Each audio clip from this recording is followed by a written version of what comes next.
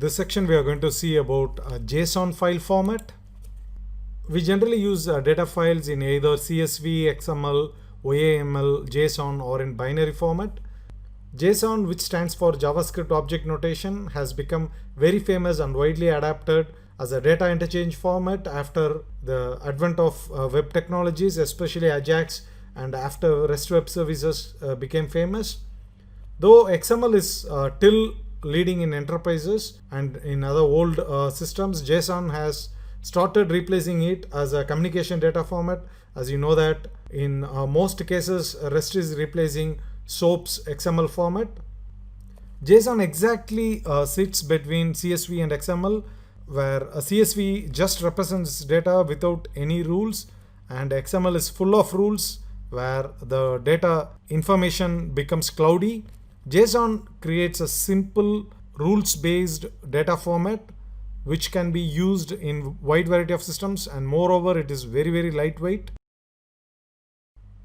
So among these three file formats, CSV, JSON and XML, JSON is preferred because it's lightweight and can be easily managed. But for configuration information, OAML or a Groovy file format is preferred. OAML is completely compatible with JSON and it is very reader friendly, whereas binary file format is preferred for quicker data transfers, but encoding and decoding is going to be an overhead.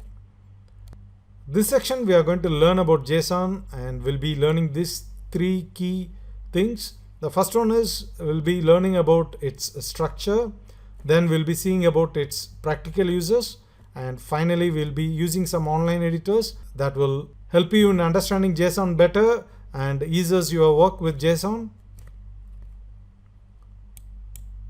So this is the to-do list we are going to do now. First one, as I mentioned earlier, is going to be the JSON structure, followed by json.org. Then we'll be seeing the data format used in Google Maps and in iTunes. Then we'll be converting JSON to XML format and JSON to CSV. Here we'll be using a simple online editor for this. This will enhance your understanding about JSON. After this, we'll be seeing about programmable web, a website that works as a directory for web services. And finally, we'll be seeing about OData format. So these are the simple things we are going to learn in this section. The first target is to learn about a JSON structure. For learning JSON structure, I recommend you to visit this website, jsoneditoronline.org, because here they have given a very simple example so you can understand things very easily. For every JSON file, there has to be a curly brace at the beginning and at the end. Second thing is, JSON is nothing but a collection of key value pairs. The keys has to be surrounded with quotes. So these are the two simple rules we have for JSON. So the first thing is the curly brace has to be there covering the complete content. The second rule is in the key value pairs, key has to be covered within double quotes or a single quote. Regarding key value pairs, as you can see here, there is a colon separating keys and values. Keys has to be of string type, whereas value can be of any of these following types. It can be of an array type. For arrays, you have to use square braces. It can be of Boolean type, it can be of null type, it can be of number type, it can be of the famous string type, or it can be of a complex object type. You can see object type here, where the key value pairs are surrounded by a separate curly brace. So this is a representation of an object. You can have an array within an object and an object within an array like this. So that's a power of JSON. It's very easy to master. Let me repeat again. A JSON file must start and end with a curly brace. JSON file is a collection of key value pairs. So the keys has to be surrounded with quotes, whereas value can be of any of these types mentioned here. It can be of an array type. For array type, you need to specify square braces, and it can be of Boolean type, it can be of null type, it can be of number type, it can be of the famous string type, or it can be of a complex object type. An object type has to start and end with a curly brace, and you can have different types of key value pairs within an object, and in an array you can have many objects also. So this is the simplest example for a JSON file. Let us move to Wikipedia to understand about JSON better. This is the wiki link for JSON. There is a very good simple example is given here for personal details. As I mentioned earlier, JSON has to start and end with curly brace, and all the keys has to be covered with a single quote or a double quote like this. Key value pairs will be separated with a colon. To start with, the first name is of string type, age is of number type, address is a object type, so it's covered under curly brace. Here we have many key value pairs. The interesting thing is the phone number. Phone number is of array type, but as I mentioned earlier, within this array type you can have many object types. So we have 1, 2, 3 object types within the array type. So array type, it is surrounded with square braces. Then we have children, which is a empty array, and spouse is null type. So this is a simple example of JSON representing a person. Additionally, JSON must have a .json extension. The internet media type for JSON is application JSON, whereas for XML it is application XML. Let me move to json.org, where there are 3 very good simple diagrams given so that we can understand JSON better. But before seeing the diagrams, there are 2 key points that needs to be mentioned. That is, JSON is built on 2 structures. The first one, as we know, it's a collection of name value pairs. This is called as an object. Whereas the second one is a collection of ordered list of values, which is called as array. So these are the 2 key things for a JSON. The first one is a collection of name value pair. The second one is an ordered list of arrays. Ordered list of values.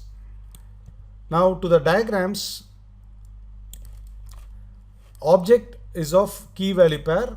It's a collection of key value pair which is surrounded with curly braces. Key value pairs will be separated with comma. This is what the first diagram represents. So if you see the example here, you will be able to understand it better. So this is an object type where we have key value pairs separated with comma. The next one is array type, which has square braces with many values separated with comma. Array type which has many values separated with comma. The third diagram is for value. Value can be of any of this type. Either it can be a string, number, object, array, true, false, null. Array, boolean, null, number, object, string. That's what they have given here. So these 3 diagrams can make you understand JSON better and faster. In our list, we have successfully seen about a JSON structure. We visited json.org. Now, before proceeding with Google's JSON format and iTunes JSON format, I wish to show you a website which will be very, very useful for you. That is Learn X in Y minutes, where different programming languages and technologies are listed. If you want to learn about a particular topic, it won't take more than 5 to 10 minutes, because the information is clearly organized and it is very, very, very easy to study. For instance, if you want to learn about Git, the details are given in a very simple and easiest way so that you'll be able to pick it up within few minutes. Here for JSON, they have given a good simple tutorial. So if you follow this, you'll be able to understand JSON far better. I personally recommend you to visit this website, Learn X in Y minutes, to learn about JSON. Google Maps data in JSON and XML format. We know how important is Google Maps data.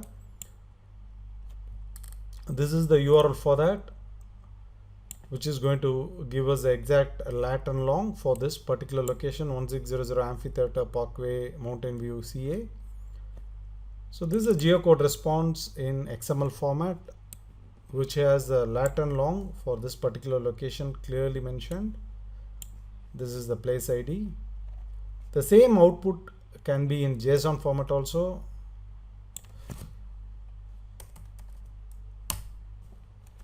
This is the JSON format of that request.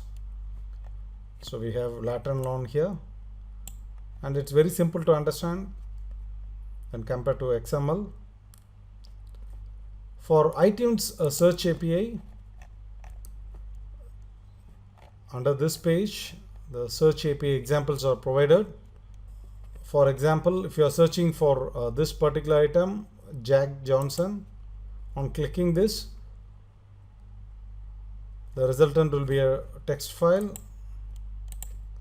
I'm going to open in Sublime Text.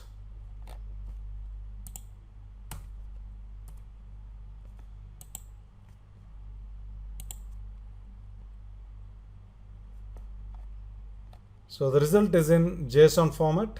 Let me save this in JSON format.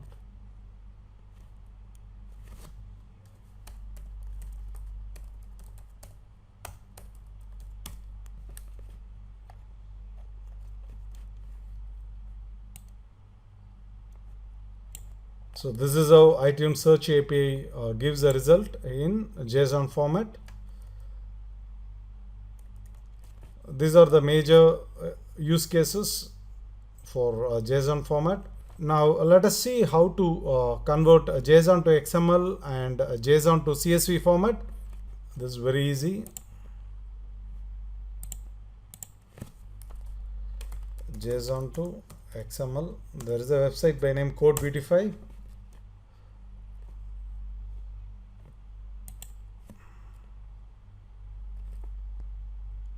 If you click in this sample link here, you'll be able to see the JSON format and its corresponding XML format.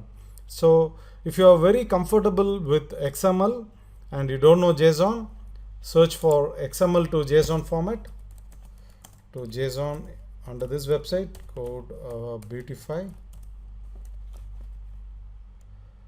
XML to JSON. So you can feed your XML format and see the corresponding definition in JSON. Similarly, if you want to see about CSV to JSON format conversion,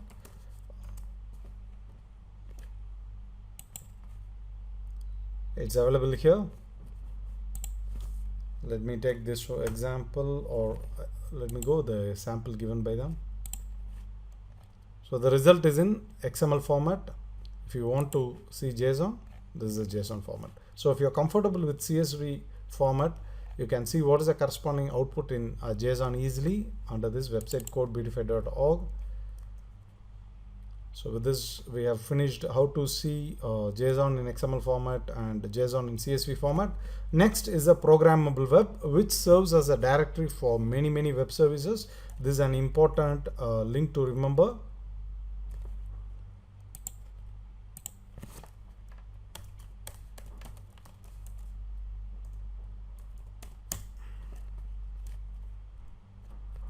API, mashups, and web as a platform. This is a directory.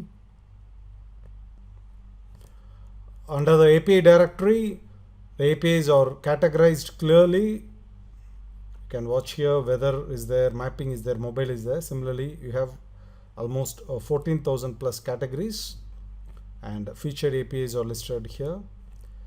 The most important is you can filter by protocol.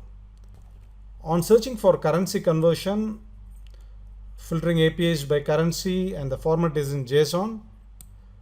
This is the resultant. On clicking the first result, Wine OS currency conversion,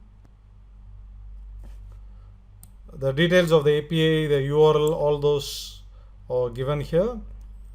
The protocol formats is in HTTP or JSON. If you see the JSON formatted APIs, you can easily click this link. It's going to take you a page where the APIs having JSON formats are listed. There are many famous APIs. I recommend you to go to this website, Programmable Web, and explore it. To our final one in our listing, that is OData. OData is a protocol. It is very simple but very powerful protocol for creating and consuming RESTful web services. Recent days, OData has become a key part in modern web systems, especially Microsoft environments. OData has become a OSI standard, so it's going to play a great role in the future. These are the applications using OData. The official homepage of OData is this one, odata.org. In this page, the definition for Open Data Protocol is given here. It's for RESTful APIs. The key thing is that the data format used for this RESTful interchange is in JSON format. JSON has become a de facto standard. Though Atom is also supported, JSON is widely used for OData interactions.